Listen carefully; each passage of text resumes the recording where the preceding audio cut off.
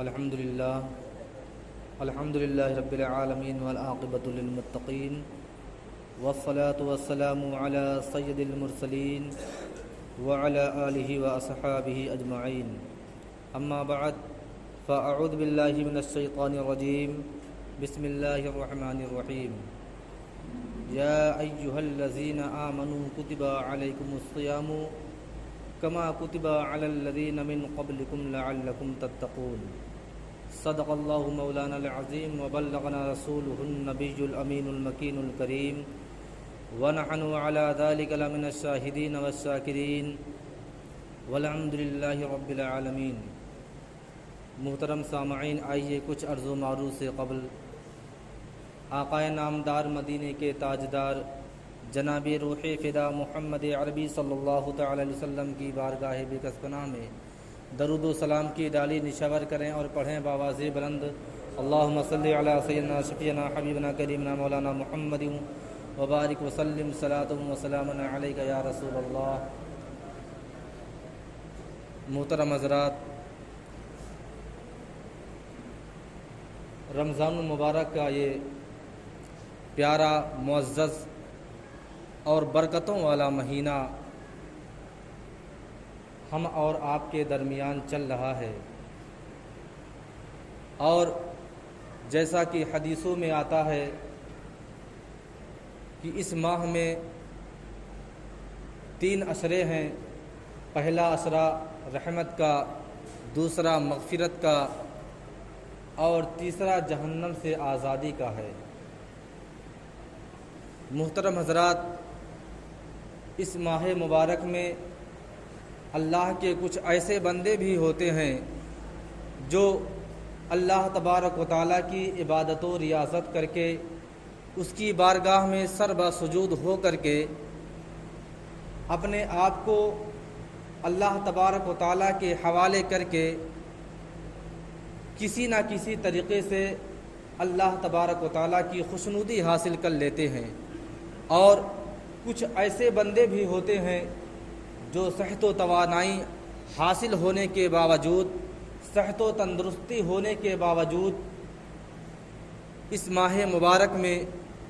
روزے نہیں رکھ پاتے، اور ایسا معزز اور برکتوں والا مہینہ پا کر کے بھی اس مہینے سے محروم ہو جاتے ہیں۔ محترم سامعین،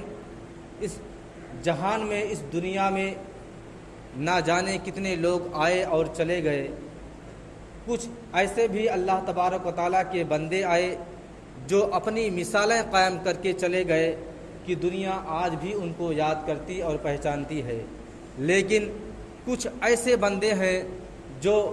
اس ماہ مبارک میں ایسی غلطیاں کر بیٹھتے ہیں اور ایسے کارنامے، ایسے خرافات کرتے ہیں کہ جس سے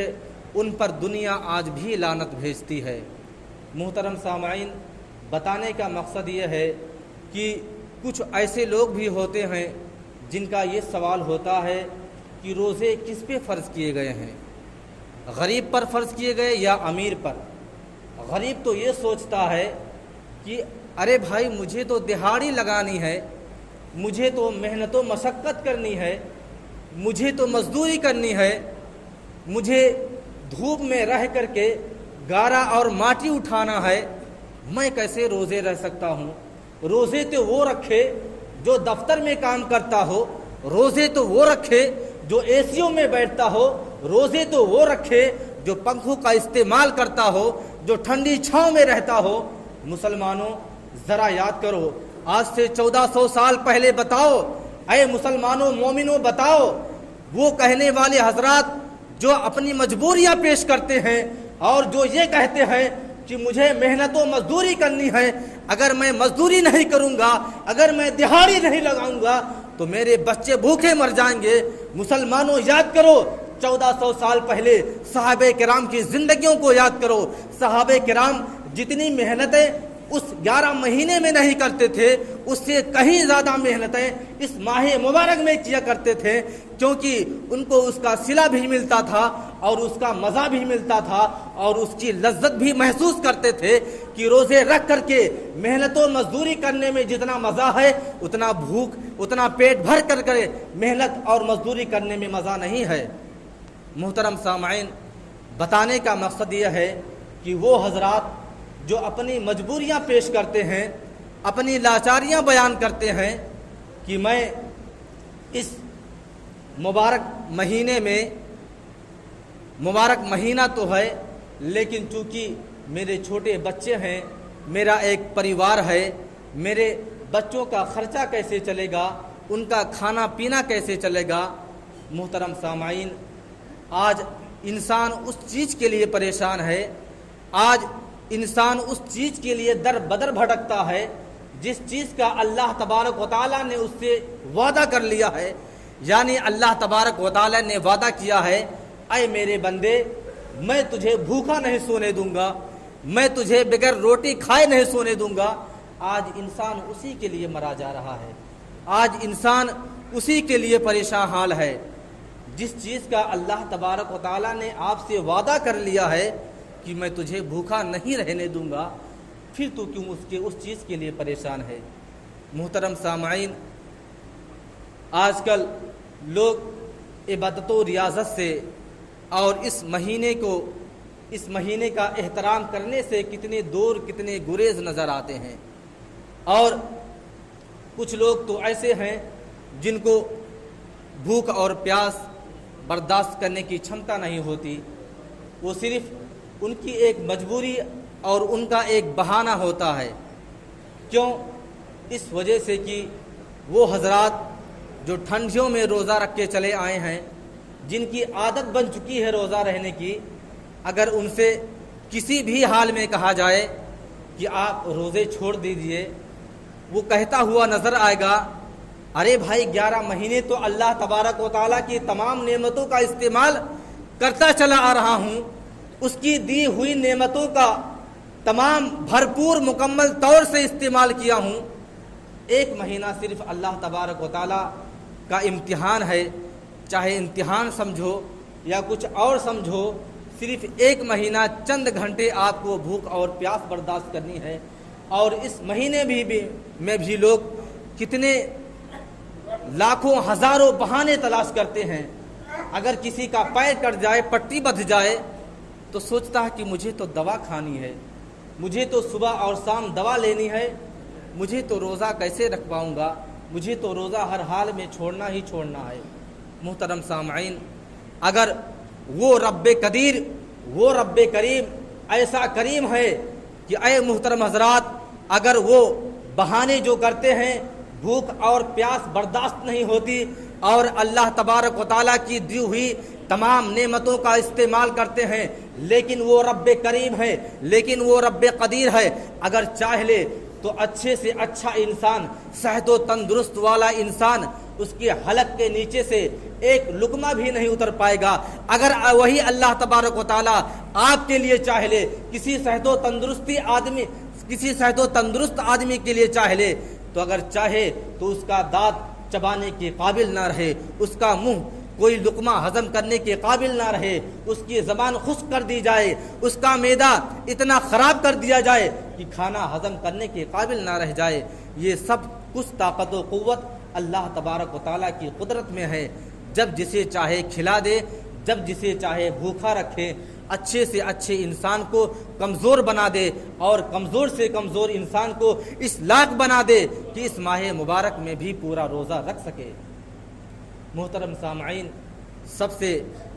اہم بات ہوتی ہے کہ نیت صاف ہونا چاہیے، اور اس ماہ مبارک میں ہر مسلمان کو اللہ تبارک و تعالیٰ کی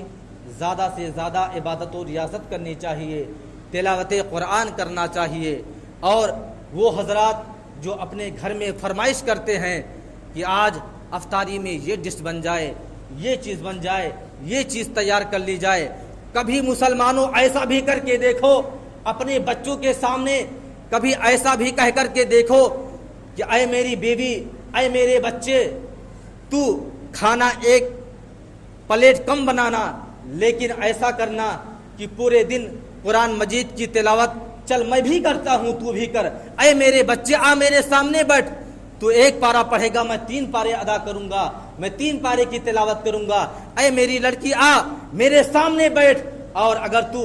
1 پارے کی تلاوت کرے گی تو تیرا والد تیرے سامنے 5 پارے کی تلاوت کرے گا۔ اس میں کمپٹیشن کوئی نہیں کرتا، کھانے پینے کی کمپٹیشن کی جاتی ہے۔ آج فلاں نے 5 کلو تربوز خریدا ہے تو آج میں 10 کلو خربوزہ خریدوں گا، آج فلاں نے اتنی افطاری تیار کی ہے آج میں اپنے گھر اتنی افطاریاں تیار کرواؤں گا۔ ایسا نہیں ہے، بلکہ کمپٹیشن کرنا ہے تو عبادت و ریاضت میں کمپٹیشن کیجئے، اپنے گھر میں بیٹھ کر کے کمپٹیشن کیجئے، اور مسجد میں اگر آئیے تو لوگوں کے سامنے کمپٹیشن کیجئے۔ اگر دیکھیے کہ فلاں شخص اگر 1 گھنٹے سے تلاوت قرآن کر رہا ہے تو آپ کی سوچ ہونی چاہیے کہ میں ظہر سے لے کر کے عصر تک قرآن کی تلاوت کروں گا، اور اس طرح اللہ تبارک و تعالیٰ کی عبادت و ریاضت کروں گا کہ پورے محلے والے تار تار کریں گے اور سوچیں گے فلاں شخص ایسا بھی ہے کہ ہر وقت اللہ تبارک و تعالیٰ کی عبادت و ریاضت میں لگا رہتا ہے، تلاوت قرآن میں لگا رہتا ہے۔ ایسی مثال پیش کر دیجئے۔ محترم سامعین، بتانے کا مقصد ہے کہ اللہ تبارک و تعالیٰ نے اگر آپ کی زندگی میں ماہ مبارک لایا ہے تو اس کا بھرپور مزہ اٹھائیے۔ مزہ اٹھانے کا مطلب یہ ہے کہ آپ روزے بھی رکھیے، اس کا احترام بھی کیجئے، غریبوں کی مدد بھی کیجئے، صدقہ خیرات بھی کیجئے، زکوٰۃ بھی ادا کیجئے، اور جھوٹ بولنے سے بھی بچیے، کسی کی غیبت کرنے سے بھی بچیے، کیونکہ روزے کی حالت میں جو آدمی، جو مرد مومن کسی اپنے مومن بھائی کی غیبت کرتا ہے تو گویا کہ اپنے بھائی کا گوشت کھاتا ہے۔ حضور نبی کریم صلی اللہ تعالی علیہ وسلم کی بارگاہ میں ایسے ہی 2 عورتیں حاضر ہوتی ہیں، اور جب حاضر ہوئیں تو اللہ تبارک و تعالیٰ کے پیارے حبیب حضور تاجدار مدینہ صلی اللہ علیہ وسلم نے فرمایا کہ میں تم لوگوں کے لیے کچھ کھانا منگاؤں، کھائیں گی؟ ان لوگوں نے کہا حضور روزہ ہوں، روزہ رکھے ہیں ہم لوگ۔ حضور تاجدار مدینہ صلی اللہ تعالی علیہ وسلم جو عالم الغیب تھے، جو پوشیدگی کو بھی جانتے تھے، جو پوشیدگی کو بھی بظاہر دیکھتے تھے، جان گئے، اور آپ نے فرمایا تم لوگوں کا روزہ کیسا ہے، تم لوگ کہاں روزہ ہو؟ اس نے کہا حضور میں سحری سے لے کر کے اب تک نہ کچھ کھائی ہوں نہ کچھ پی ہوں۔ حضور تاجدار مدینہ صلی اللہ علیہ وسلم نے فرمایا میں نہیں مانتا کہ تم نے کچھ کھایا نہیں ہے، ضرور تم نے کچھ کھایا ہے، تمہارا روزہ کہاں ہے؟ لیکن بظاہر ان لوگوں نے کچھ نہیں کھایا تھا۔ حضور نبی کریم صلی اللہ علیہ وسلم نے فرمایا کہ ذرا قے کرو، دیکھوں تم نے کچھ نہیں کھایا ہے۔ جب ان 2 عورتوں نے قے کیا تو گوشت کے لتھڑے نظر آ رہے تھے، منہ کے اندر سے، حلق کے اندر سے گوشت کے ٹکڑے کٹ کٹ کے نکل رہے تھے۔ حضور تاجدار مدینہ صلی اللہ علیہ وسلم نے ارشاد فرمایا کیا تم نے اپنے کسی بہن کی، کسی اپنے مومن بھائی کی برائی نہیں کی تھی؟ کیا اس کی غیبت نہیں کھائی تھی؟ تم نے جو آج غیبت کی ہے تمہارے حلق سے وہی نکل کر باہر آ رہا ہے۔ حضور تاجدار مدینہ صلی اللہ علیہ وسلم نے ارشاد فرمایا مومنو اگر روزہ رکھو تو جھوٹ بولنے سے بھی پرہیز کرو، غیبت کرنے سے بھی پرہیز کرو، بد نگاہی سے بھی بچو، اور اس زمانے میں خاص کر کے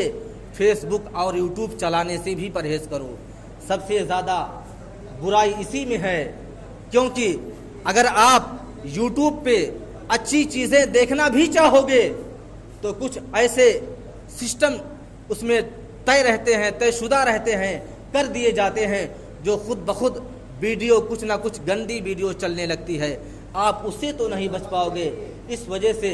جہاں تک ہو سکے اس زمانے میں خاص کر کے یوٹیوب اور فیس بک سے اور سوشل میڈیا چلانے سے پرہیز کرنا چاہیے۔ مومنو اللہ تبارک و تعالیٰ نے ہم تمامی مسلمانوں کو اگر یہ ماہ مبارک دیا ہے تو اس کا پورا مزہ اٹھانا چاہیے، اور اس ماہ مبارک میں روزے رکھ کر کے اللہ تبارک و تعالیٰ کی خوشنودی حاصل کر لینی چاہیے، کیونکہ حدیثوں میں آتا ہے کہ اللہ تبارک و تعالیٰ کے محبوب حضور تاجدار مدینہ صلی اللہ تعالی وسلم نے ارشاد فرمایا کہ پورے مہینے رمضان کا پورا مہینہ غروب آفتاب سے لے کر کے طلوع فجر تک اللہ تبارک و تعالیٰ کی تجلی پہلے آسمان پر آ جاتی ہے، اور اللہ تبارک و تعالیٰ پکار کر اپنے تمام بندوں سے مخاطب کرتا ہے کہ اے میرے بندے، اگر تو بھوک سے مر رہا ہے، اگر تو گناہوں کے شکنجے میں جکڑا ہوا ہے، مجھ سے مغفرت کی طلب کر لے، تیری بخشش ادا کر دی جائے گی۔ اگر تو بھوکا ہے، اگر تو غریب ہے، مال و دولت مانگ لے، تجھے مال و دولت عطا کر دی جائے گی۔ اے میرے بندے، اگر تو بیماری میں مبتلا ہے تو اے بندے مجھ سے تو شفا مانگ لے، تجھے شفا عطا کر دی جائے گی، تجھے صحت و تندرستی عطا کر دی جائے گی۔ میرے مسلمان بھائیوں، زیادہ سے زیادہ اللہ تبارک و تعالیٰ کی عبادت و ریاضت کرو، غریبوں کے اوپر زیادہ سے زیادہ خرچ کرو۔ ایسا نہ ہو کہ غریبوں کا آپ انٹرویو لینے چلے جائیں، ایسا نہیں۔ اگر کوئی غریب آپ کے سامنے ہاتھ پھیلائے تو اسے ضرور دے دیا کرو۔ یہ ماہ مبارک ہے، ہر کوئی ایسے نہیں مانگتا۔ اگر اللہ تبارک و تعالیٰ نے آپ کو مال و دولت عطا کیا ہے تو آپ اپنے مال کی زکوٰۃ بھی ادا کیجئے۔ آپ اللہ رب العزت کی راہ میں اپنے مال و دولت کو بے دریغ خرچ کیا کیجئے۔ اور کچھ حضرات تو یہ سمجھتے ہیں کہ صرف رمضان المبارک میں مسواک ہی کرنا سنت ہے۔ میں تو کہتا ہوں کہ فاقہ کشی بھی حضور کی سنت ہے۔ اگر آپ اس سنت پر 10 بار عمل کرتے ہیں تو ایک بار فاقہ کشی والے سنت پر بھی عمل کر کے دکھائیے، کیونکہ حضور تاجدار مدینہ صلی اللہ علیہ وسلم نے ایسے نہیں فاقہ کشی کی ہے، بلکہ آپ نے اللہ تبارک و تعالیٰ کی بارگاہ میں دعائیں کر کے، آپ نے اللہ تبارک و تعالیٰ سے مانگ کر کے فاقہ کشی لی ہے۔ کیونکہ آپ کو فاقہ کشی نہیں تھی، لیکن آپ نے اللہ تبارک و تعالیٰ کی بارگاہ میں دعائیں کی ہیں، اے اللہ تبارک و تعالیٰ، اگر مجھے ایک وقت کا کھانا مہیا فرما تو کم سے کم 2 وقت فاقہ کشی عطا فرما دے۔ میرے نبی نے فاقہ کشی اللہ تبارک و تعالیٰ سے مانگ کر لی ہے، کیونکہ فاقہ کشی حدیثوں میں آتا ہے کہ جب بندہ مومن کا پیٹ تمام کھانوں سے خالی ہوتا ہے تو اس کی ذہن کی گرہیں کھل جاتی ہیں، اس کا ذہن وسیع ہو جاتا ہے، اس کا دماغ اور زیادہ طاقت و قوت والا ہو جاتا ہے۔ میرے مسلمانوں، آپ اگر روزہ رکھیں گے اور اس میں بھوک اور پیاس کی شدت کو برداشت کریں گے تو یقین جانیے آپ کے بدن کے اندر وہ تمام اجزاء جو آپ کے اندر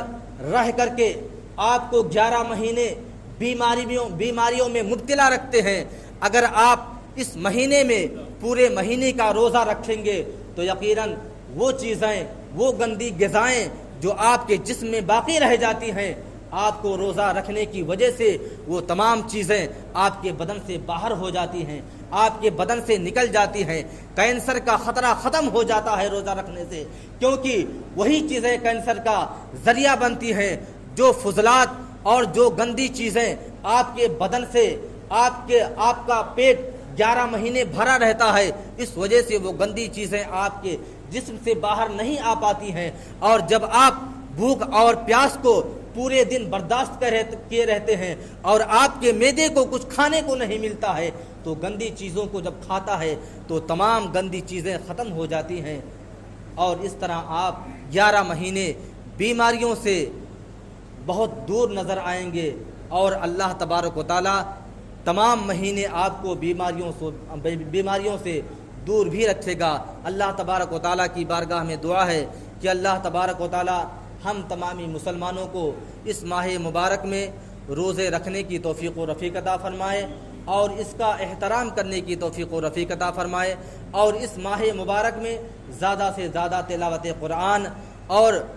تسبیح و تحلیل کرنے کی توفیق و رفیق عطا فرمائے۔ اللہ تبارک و تعالیٰ کی بارگاہ میں دعا ہے کہ اللہ تبارک و تعالیٰ ہم تمامی مسلمانوں کو اس ماہ مبارک کے صدقے وسیلے میں ہم تمامی مسلمانوں کی بخشش و مغفرت عطا فرمائے۔